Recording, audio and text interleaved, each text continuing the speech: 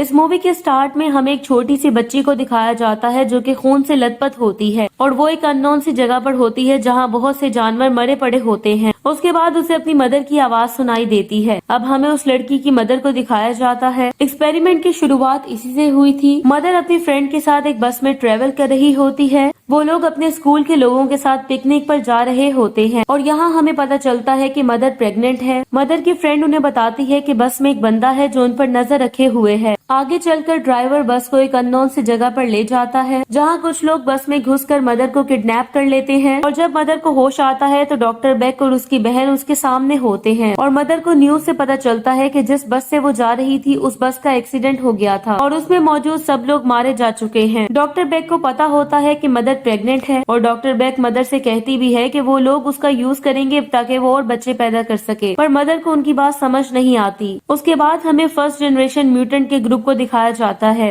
और इनका काम होता है डॉक्टर बेक के बनाए हुए मॉन्स्टर को ठिकाने लगाना। उसके बाद हमें दिखाया जाता है कि वो लोग एक फैसिलिटी में घुस के बच्चों को मारने लग जाते हैं, पर उनमें से एक बच्ची जिंदा होती है। इस मूवी में इसके नाम को नहीं बताया गया, इसलिए हम इस मूवी में इसको वन बोलेंगे। आगे जाके वन को एक विजन आता है जिसमें वो अपनी मदर को देखती है जो कि वाटर चैम्बर में बंद होती है। शायद ये वही लड़की है जिसे डॉक्टर बेक ने किडनैप किया था। वन जंगल में भटक रही होती है, तभी वो कुछ बंदों से टकरा जाती है जो वन को अपने साथ चलने को बोलते हैं और वन उनके साथ चलने पर तैयार हो जाती है और उन लोगों ने एक लड़की को किडनैप किया हुआ था जिसका नाम था युंग ही। आगे उन लोगों को वन की बॉडी पर लगा खून देखकर शक होता है और वो लोग इस बारे में वन से पूछते हैं पर गलत तरीके से और वन वहाँ सबको मार देती है। लास्ट में वन एक आदमी को मारने वाली होती है कि युंग उसको रोकती है। युंग अपने एक अंकल को कॉल करती है। जब उसके अंकल वहाँ पहुँचते हैं तो वन के नाक से खून बहने लगता है और यूं वो बेहोश हो जाती है और फिर वो वन को अपने अंकल के क्लिनिक में लेकर आती है जहाँ अंकल वन की बॉडी से काफी सारे बुलेट्स निकालते हैं। अभी अंकल नोटिस करते हैं कि वन की बॉडी अपने आप ठीक हो रही है, पर उन्हें कुछ समझ नहीं आता। उन्हें लगता है कि ये सब ड्रिंक की वजह से हो रहा है। अब युंग अपने अंकल को बताती है कि उसे योंगडो के लोगों ने किडनैप कर रखा था क्योंकि वो उससे उसकी जमीन और घर लेना चाहते हैं ताकि वहाँ रिजॉर्ट बना सके, लेकिन वो उसे जमीन नहीं देना चाहती क्योंकि वो उसके डैड की आखिरी निशानी है और योंग ने ही अपने डैड को मारा था। उसके बाद हमें जैंग को दिखाया जाता है जो कि डॉक्टर से मिलने पहुंचता है। जैंग को लगता है कि जिन लोगों ने लैब में घुस के बच्चों को मारा है और वन को सही सलामत वहां से जाने दिया है, इन सब में 2 ऑर्गेनाइजेशंस में से किसी एक का हाथ हो सकता है और वो दोनों डॉक्टर्स के करीबी हैं। बेसिकली जैंग को लगता है कि इस सब के बीच में डॉक्टर बेक का हाथ है क्योंकि उसकी बहन ने भी यही किया था। जैंग डॉक्टर को वार्न करता है कि अगर उन्होंने ये सब कुछ किया है तो उनके लिए बिल्कुल भी ठीक नहीं होगा। उसके बाद हमें डॉक्टर यून जॉन को दिखाया जाता है। वो भी एक म्यूटेंट होती है और उसका एक साथी होता है जिसका नाम होता है जेम्स। यून डॉक्टर बेक के लिए भी काम करती है और इनके कहने पर लोगों को ढूंढ के मारती है और यून ने लोगों की एक लिस्ट बनाई हुई थी जिनको वो टारगेट करती है। अब डॉक्टर यून को हायर करती है ताकि वो जेयुन और उसकी बहन को ढूंढ के मार सके। डॉक्टर बताती है कि जेयुन और उसकी बहन बाकी सबसे अलग हैं और वो लोग मॉन्स्टर्स हैं। डॉक्टर बताती है कि जेयुन को लास्ट टाइम उसने एक लैब में देखा था। उसने जितना सोचा था जेयुन उससे बहुत ज्यादा खतरनाक है, लेकिन उसकी एक वीकनेस है।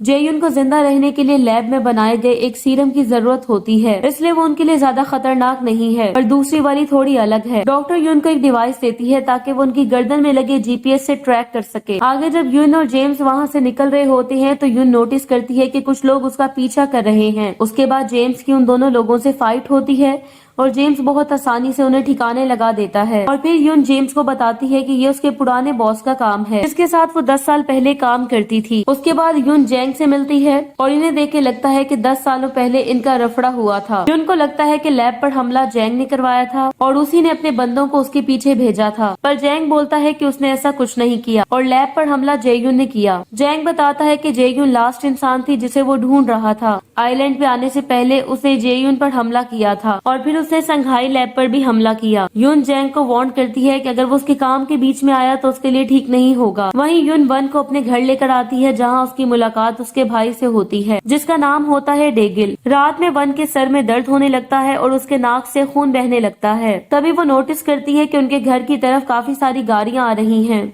यहाँ हमें दिखाया जाता है कि योंग अपने बंदों के साथ युन के घर पर पहुँचता है और युन उनके सामने आकर खड़ी हो जाती है और उन्हें रोकने की कोशिश करती है। योंग उससे उसकी जमीन और घर उसके हवाले करने को बोलता है, लेकिन युन मना कर देती है। अब वो लोग जबरदस्ती युन से पेपर्स पर साइन करवाने की कोशिश करते हैं। फिर युन का भाई आकर उसे बचाने की कोशिश करता है, लेकिन वो लोग युन की पिटाई कर देते हैं। तभी वहाँ पे वन आती है और उन्हें हिट करती है। लास्ट में वन योंग को मारने वाली होती है, लेकिन युन उसे रोक लेती है और यंग वहाँ से भाग जाता है। अगले दिन युन वन को लेकर मार्केट पहुँचती है, जहाँ वन केवल खाने पर फोकस करती है। तभी युन को अपने अंकल की कॉल आती है और वो अपने अंकल से मिलने के लिए पहुँचती है, जहाँ युन को पता चलता है कि रात वाली पिटाई के बाद योंग काफी चिढ़ गया था और उसने उसके अंकल पर हमला किया और उनकी उंगलियां काट दी। अंकल युन को बताता है कि योंग उस लड़की के बारे में पूछ रहा था, तो उन्हें उस लड़की को जाने देना चाहिए और जमीन और घर योंग को देखकर ये सब छोड़कर चले जाना चाहिए। वहीं दूसरी तरफ जब योंग अपने घर पहुंचता है तो म्यूटेंट के लोगों ने उसके बंदों को मार दिया था और वो लोग योंग से वन के बारे में पूछते हैं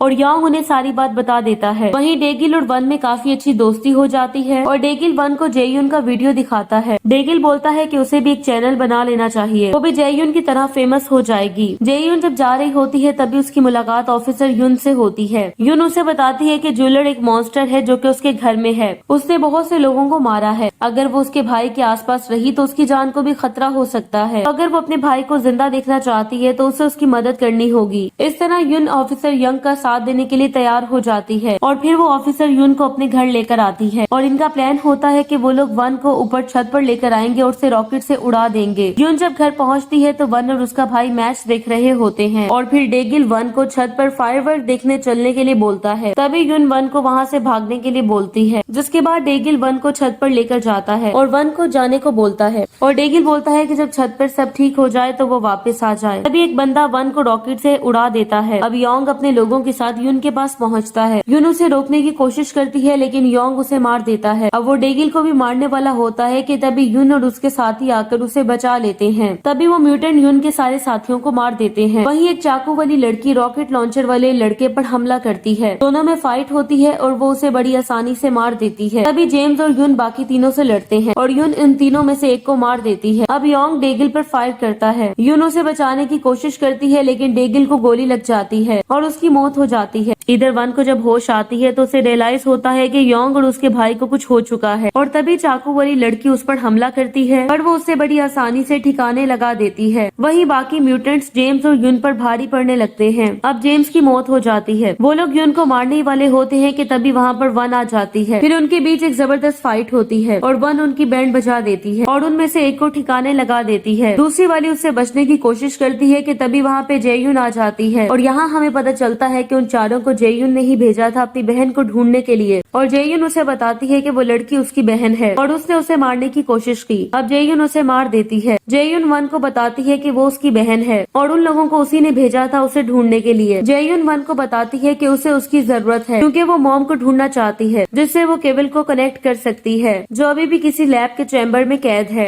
फिर वन जेयुन के साथ जाने को तैयार हो जाती है। उसके बाद वन युन और अपने भाई के लिए प्रे करती है। जेयुन वन से कहती है कि अगर वो चाहे तो इन सब में से किसी एक को सीरम का यूज करके बचा सकती है, पर फिर वो इंसान नहीं रहेगा। उसके बाद जेयुन उस सीरम को वन में इंजेक्ट कर देती है और उसको वहाँ से ले जाती है। फिर हमें डॉक्टर को दिखाया जाता है। डॉक्टर को पता चलता है कि जेयुन ने अपनी बहन को ढूंढ लिया है और वो लोग वापस आ रहे हैं। डॉक्टर उस लड़की को बोलती है कि अभी अपनी मदर को ढूंढेंगे, इसलिए हम सबको तैयार रहना होगा। अब लास्ट सीन में हमें जेयुन और जेम्स को दिखाया जाता है और वो दोनों जिंदा होते हैं। अभी वहाँ पे जैंग आता है और युन जैंग से मदद मांगती है। इसी के साथ ये मूवी एंड हो जाती है। Thank you so much for watching.